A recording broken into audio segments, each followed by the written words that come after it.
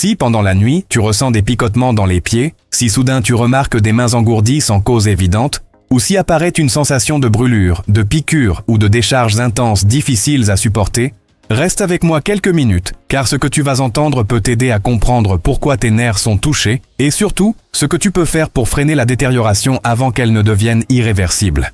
Il ne s'agit pas d'apprendre à vivre avec la douleur. Il s'agit de protéger et de préserver tes nerfs tant qu'il est encore temps. Je veux te faire une promesse claire dès le début.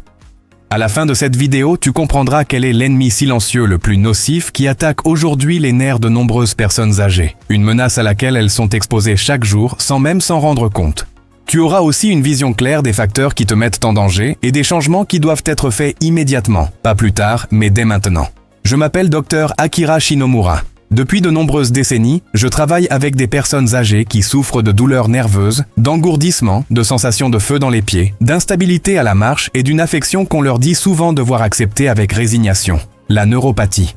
L'une des situations les plus décourageantes que j'observe est la façon dont on leur explique fréquemment une cause erronée à l'origine de la défaillance nerveuse. On leur répète que c'est l'âge, que c'est héréditaire, que cela ne peut pas être évité. Dans un très grand nombre de cas, ce n'est tout simplement pas vrai. Je veux maintenant te poser une question directe, et c'est un moment clé. As-tu ressenti des picotements, une perte de sensibilité ou des brûlures dans les mains ou les pieds? Et savais-tu que le taux de sucre dans le sang peut endommager les nerfs, même chez des personnes qui n'ont pas de diabète diagnostiqué? Écris ta réponse dans les commentaires. Car reconnaître le problème est la première barrière de protection et, lorsque les lésions nerveuses dépassent un certain seuil, il n'y a pas de seconde chance.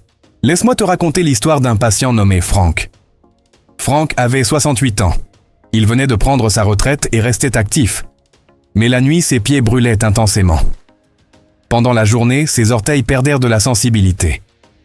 Par moments, il ressentait de fortes décharges électriques qui parcouraient ses jambes sans avertissement. On lui a dit que cela faisait partie du vieillissement, peut-être un problème circulatoire, ou simplement quelque chose de normal. Pourtant, en analysant la situation plus en profondeur, nous avons découvert une autre cause. Une exposition quotidienne, quelque chose qu'il considérait comme inoffensif, endommageait peu à peu ses nerfs. En l'éliminant, les lésions n'ont pas disparu immédiatement, mais elles ont cessé de progresser, et cela a complètement transformé sa vie. Voici la question que je veux que tu gardes à l'esprit. Quel était cet agent nocif? Et combien de personnes âgées le consomment sans le savoir chaque jour? Pour le comprendre, tu dois d'abord saisir quelque chose d'essentiel sur le fonctionnement des nerfs. Les nerfs sont des tissus vivants. Ce ne sont pas de simples câbles, ce sont des structures sensibles qui dépendent de l'oxygène, de nutriments adéquats et d'un équilibre chimique interne stable pour bien fonctionner. Contrairement à la peau ou aux muscles, les nerfs se régénèrent avec une extrême lenteur. Cela signifie que les dommages s'accumulent silencieusement au fil du temps. Bien avant l'apparition de la douleur, des picotements ou de l'engourdissement, les nerfs peuvent déjà être attaqués. C'est ici que l'information devient dérangeante. L'ennemi le plus destructeur pour les nerfs chez les personnes âgées n'est pas quelque chose de spectaculaire comme des toxines industrielles ou des substances étranges. Ce n'est même pas l'alcool à lui seul. Le facteur le plus nocif est quelque chose de quotidien, quelque chose que l'on conseille à beaucoup de personnes de consommer fréquemment. Le plus grand agresseur de tes nerfs est la toxicité chronique du sucre dans le sang. Il est essentiel de bien comprendre cela. Tu n'as pas besoin d'avoir un diabète pour que l'excès de sucre endommage tes nerfs. Il suffit de subir des élévations répétées. Des millions de personnes âgées traversent ces pics chaque jour sans s'en rendre compte. Lorsque le sucre sanguin s'élève trop, les molécules de glucose se fixent aux fibres nerveuses et aux petits vaisseaux qui les nourrissent. Cela provoque une inflammation, un stress oxydatif et une détérioration de la couche protectrice qui entoure les nerfs. Avec le temps, les nerfs perdent leur capacité à transmettre des signaux clairs. D'abord apparaissent les picotements, puis la perte de sensibilité, ensuite les brûlures.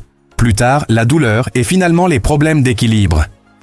L'un des mythes les plus répandus sur la santé au grand âge est de croire que la neuropathie apparaît soudainement.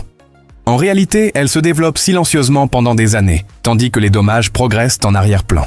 Permets-moi de te poser une question importante. T'a-t-on déjà dit que tu étais prédiabétique ou que ton taux de sucre était un peu élevé mais pas alarmant? C'est très souvent à ce stade que commencent les lésions nerveuses. En fait, des recherches montrent que la prédiabète provoque des dommages nerveux presque aussi fréquemment que le diabète installé. La différence est que la majorité des personnes atteintes de prédiabète ignorent qu'elles en souffrent. Je veux m'arrêter un instant ici, car beaucoup de personnes pensent « mais je mange sainement, docteur ». La plupart de mes patients le croient aussi. C'est là le problème. Le danger n'est pas évident. Il se cache dans des aliments et des habitudes qui semblent sains à première vue. Laisse-moi t'expliquer comment ce processus agit étape par étape. Tu manges quelque chose qui fait monter le sucre dans le sang. Le corps libère de l'insuline pour faire entrer ce sucre dans les cellules. Avec le temps, les cellules deviennent résistantes. Le sucre reste plus longtemps en circulation dans le sang. Les nerfs, en particulier les plus longs des pieds et des mains, sont exposés de façon répétée à des niveaux nocifs.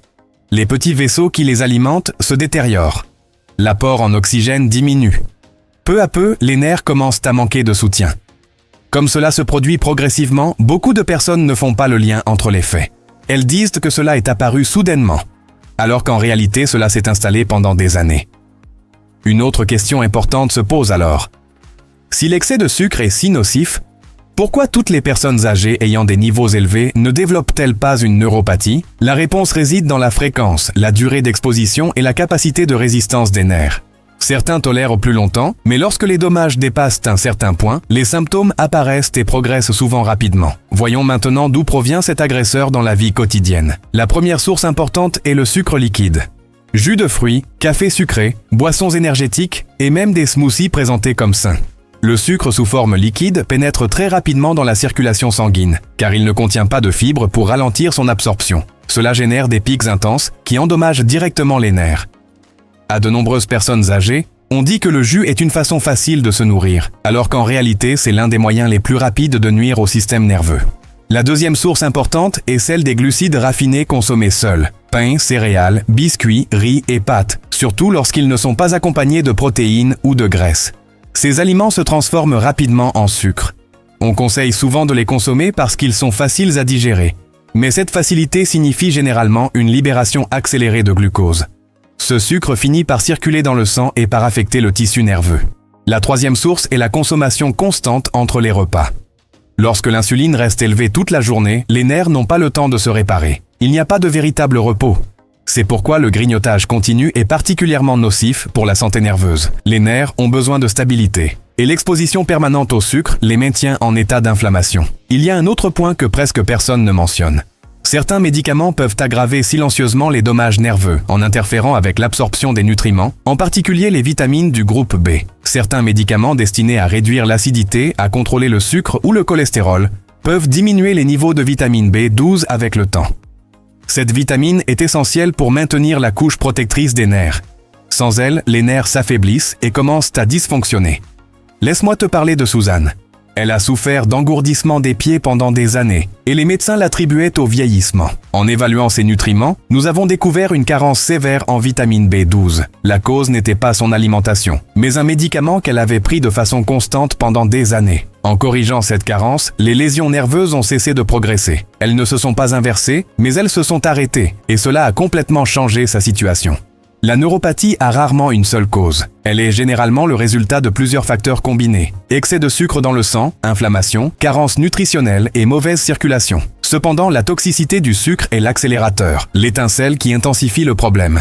C'est crucial, car les nerfs ont un point de non-retour. Les dommages initiaux peuvent provoquer des picotements ou un engourdissement, tandis que les dommages avancés entraînent douleur, perte d'équilibre, chute et dépendance. Une fois que les nerfs meurent, les régénérer est extrêmement difficile. C'est pourquoi il est vital d'arrêter le processus à temps. Je veux que tu écoutes ceci attentivement. La neuropathie ne peut pas toujours être inversée, mais dans de nombreux cas, il est possible d'empêcher qu'elle s'aggrave, et cela à lui seul peut préserver ta qualité de vie. Cela nous amène à la question la plus importante et marque le début de la deuxième partie. Si l'excès de sucre dans le sang est l'agresseur, qu'est-ce qui le contrecarre? Qu'est-ce qui protège les nerfs? Quels changements simples les personnes âgées peuvent-elles mettre en place pour freiner l'avancée des lésions nerveuses? Dans la partie suivante, je t'expliquerai comment détecter les pics cachés de sucre, la règle alimentaire qui protège les nerfs, les nutriments dont le système nerveux a un besoin urgent après 60 ans, et comment identifier si tes lésions nerveuses peuvent encore se trouver à un stade réversible. Passons maintenant à la partie qui te redonne réellement le contrôle. Si la toxicité chronique du sucre dans le sang est le facteur qui consume silencieusement tes nerfs, qu'est-ce qui la neutralise? Qu'est-ce qui protège le tissu nerveux et quelles actions concrètes peux-tu entreprendre? Non pas du point de vue d'un athlète ou d'un professionnel obsédé par la santé, mais depuis la réalité d'une personne âgée qui cherche moins de douleur, un meilleur équilibre et un avenir avec davantage d'indépendance. À ce stade, beaucoup de personnes s'attendent à des solutions compliquées. Elles imaginent des plans alimentaires extrêmes, des thérapies très coûteuses ou des produits miracles promettant des résultats immédiats. Pourtant, la réalité est bien plus simple, et c'est précisément pour cela qu'elle est souvent ignorée. L'étape initiale et la plus déterminante pour protéger les nerfs est de maintenir le sucre sanguin stable. Il ne s'agit pas de le réduire de manière agressive, ni de s'obséder avec des chiffres parfaits, mais d'éviter les montées et les chutes constantes. Les nerfs n'exigent pas la perfection, ils ont besoin de stabilité. Chaque élévation brutale du sucre agit comme une petite agression chimique sur le tissu nerveux. Moins de pics équivaut à moins de dommages, et rien que cela peut déjà ralentir, voire arrêter, la progression du problème. C'est l'enseignement le plus important que je partage avec les personnes âgées vivant avec une neuropathie. Et, étonnamment, c'est quelque chose que presque personne ne leur a expliqué auparavant. Ne consomme jamais de glucides seuls. Ni fruits, ni pain, ni biscuits, ni céréales. Lorsque les glucides sont consommés sans accompagnement, ils pénètrent trop rapidement dans la circulation sanguine. Le sucre s'envole, l'insuline augmente et les processus de réparation nerveuse s'arrêtent. En revanche, lorsque ces mêmes glucides sont associés à des protéines ou à des graisses saines, l'absorption devient beaucoup plus lente. Ainsi, des aliments qui peuvent être nocifs lorsqu'ils sont consommés seuls deviennent des options bien plus sûres lorsqu'ils sont consommés de la bonne manière. Cette règle, à elle seule, permet de comprendre pourquoi certaines personnes âgées développent une neuropathie sévère et d'autres non, même lorsque leur alimentation semble similaire. Bien souvent, ce n'est pas tant ce que tu manges que la manière dont tu le fais. Permets-moi de l'illustrer avec un cas réel. Un homme nommé James, âgé de 74 ans, est venu en consultation parce qu'il ressentait une faiblesse et une instabilité dans les jambes en milieu d'après-midi. Le soir, il éprouvait des brûlures aux pieds et pendant la journée, ses doigts étaient engourdis. Il était convaincu de bien se nourrir. Chaque matin, il prenait un smoothie de fruits avec bananes, mangue, jus et yaourt. Ce qu'il ignorait, c'est que ce sucre liquide atteignait son sang avant que ses muscles et ses nerfs n'aient la moindre protection. Nous avons supprimé le smoothie, l'avons remplacé par des œufs et des légumes au petit déjeuner, et conservé une petite quantité de fruits pour plus tard, toujours après un repas complet. En quelques semaines, sa douleur nerveuse a diminué, son équilibre s'est amélioré et son énergie a duré plus longtemps. Il n'y a rien eu de surnaturel, nous avons simplement cessé d'endommager ses nerfs de façon constante. La deuxième étape clé consiste à éliminer complètement le sucre liquide. Pas de jus, pas de boisson sucrée, pas de smoothie. Même le jus 100% naturel est essentiellement du sucre sans fibres. Ce sont les fibres qui ralentissent l'absorption et protègent le système nerveux. Sans elles, le sucre pénètre de manière rapide et agressive. De nombreuses personnes âgées consomment du jus parce qu'il est facile à boire, doux pour l'estomac et souvent recommandé. Malheureusement, c'est l'un des moyens les plus rapides d'aggraver la neuropathie. Si tu souhaites manger des fruits, fais-le entier, en petites portions et jamais à jeun. Consommer des fruits après un repas est bien plus sûr que de les prendre en collation. Ce simple ajustement peut réduire de façon notable l'irritation nerveuse. La troisième étape est la protection par les nutriments. Et ce point est essentiel. Les nerfs ont besoin de certains nutriments spécifiques pour préserver leur structure et leur fonctionnement. Le plus important est la vitamine B12. Cette vitamine est indispensable au maintien de la couche protectrice qui entoure les nerfs, appelée myéline. Lorsque la vitamine B12 manque, les nerfs sont exposés, s'affaiblissent et commencent à dysfonctionner. De nombreuses personnes âgées ont des niveaux bas de cette vitamine sans le savoir, en particulier celles qui utilisent des bloqueurs d'acidité ou certains médicaments. Cela dit, la vitamine B12 n'est pas le seul nutriment important. Le magnésium contribue à une bonne communication nerveuse et aide à réduire les crampes et les spasmes. Le folate agit avec la vitamine B12 pour protéger le tissu nerveux. L'acide alpha-lipoïque participe à la réduction du stress oxydatif et il a été observé qu'il améliore les symptômes de la neuropathie chez certaines personnes. Ces nutriments ne réparent pas complètement les dommages, mais ils aident à les stabiliser et à préserver ce qui fonctionne encore. Il est important de faire ici une mise en garde. Une plus grande quantité ne signifie pas de meilleurs résultats. Certaines vitamines, en particulier la vitamine B6 à doses élevées, peuvent aggraver les lésions nerveuses si elles sont utilisées de manière inappropriée. C'est pourquoi réaliser des analyses et bénéficier d'un accompagnement adéquat est fondamental. Deviner peut être nuisible. La quatrième étape consiste à réduire l'inflammation chronique. L'inflammation rend les nerfs plus sensibles et amplifie les signaux de douleur, transformant une gêne légère en une sensation de brûlure intense ou une douleur lancinante. Les aliments ultra transformés, les huiles raffinées de graines et l'excès de sucre favorisent l'inflammation. À l'inverse, des options comme le poisson gras, l'huile d'olive, les légumes et des épices comme le curcuma aident à apaiser les processus inflammatoires. Moins d'inflammation signifie des nerfs plus calmes. La cinquième étape est le mouvement, mais pas celui qui inspire habituellement de la crainte. Il n'est pas nécessaire de pratiquer un exercice intense pour protéger les nerfs. En réalité, un effort excessif peut aggraver les symptômes. Ce dont les nerfs ont réellement besoin, c'est d'une meilleure circulation. Marcher doucement, surtout après avoir mangé, aide à réduire le sucre dans le sang et améliore le flux sanguin vers le tissu nerveux. Même 10 minutes peuvent produire un changement significatif. Le mouvement agit comme un médicament lorsqu'il est appliqué correctement. À ce stade, je souhaite clarifier quelque chose d'important. Beaucoup de personnes âgées se découragent en entendant que les lésions nerveuses mettent longtemps à guérir. C'est vrai. Les nerfs se régénèrent très lentement lorsqu'ils y parviennent. Cependant, arrêter la progression des dommages peut être aussi précieux que les inverser. Moins de douleur, un meilleur sommeil, une plus grande stabilité et moins de chutes sont des résultats qui font réellement la différence. L'une des idées les plus nuisibles est de croire que, une fois la neuropathie apparue, il n'y a rien à faire. Cette croyance, à elle seule, devient dangereuse. J'ai vu des personnes abandonner trop tôt et s'aggraver rapidement simplement parce qu'elles n'ont jamais éliminé le facteur qui causait les dommages. Permets-moi de partager un autre cas. Une femme d'environ 70 ans est arrivée en consultation en s'appuyant sur une canne. Elle se sentait peu sûre en marchant et avait constamment peur de tomber. On lui avait dit que sa neuropathie n'avait pas de solution. Lorsque nous avons réussi à stabiliser son sucre sanguin, corriger ses carences nutritionnelles et retirer le sucre liquide de son alimentation, la douleur a diminué suffisamment pour qu'elle cesse de craindre de marcher sur de courtes distances.